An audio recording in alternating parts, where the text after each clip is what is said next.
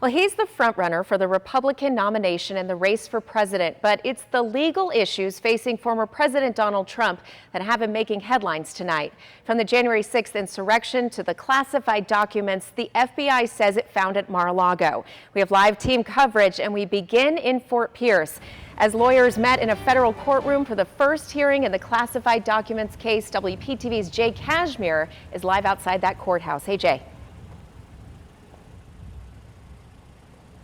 Good evening, Ashley, from outside the federal courthouse here in Fort Pierce. A very busy day inside this courthouse, but given the circumstances surrounding what they were discussing inside, it was relatively quiet outside. There were no protesters outside the courtroom today, outside the courthouse, anywhere on the grounds here today. The meeting happening right at 2 o'clock, that hearing starting promptly. It lasted about an hour and 40 minutes. The premise of today's meeting was to come up with a trial date for this case surrounding former President Trump and the allegations surrounding that he misled and misfiled classified documents. And at the end of the meeting, we still don't know when this trial will begin. Our Jessica Bruno was one of 16 reporters who was inside the hearing and listened to it all. She joins me live from the courthouse here tonight with more and a breakdown of exactly what happened in there and the decision that was made.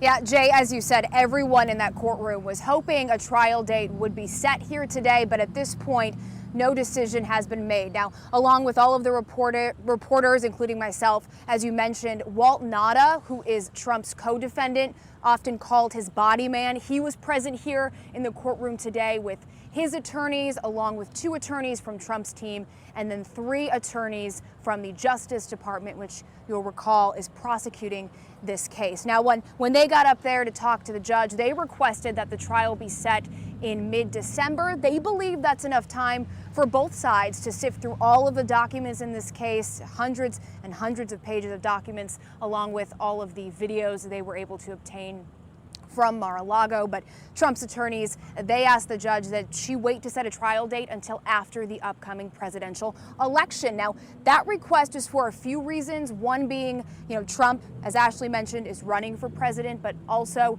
he has a really busy schedule with several other pending legal matters.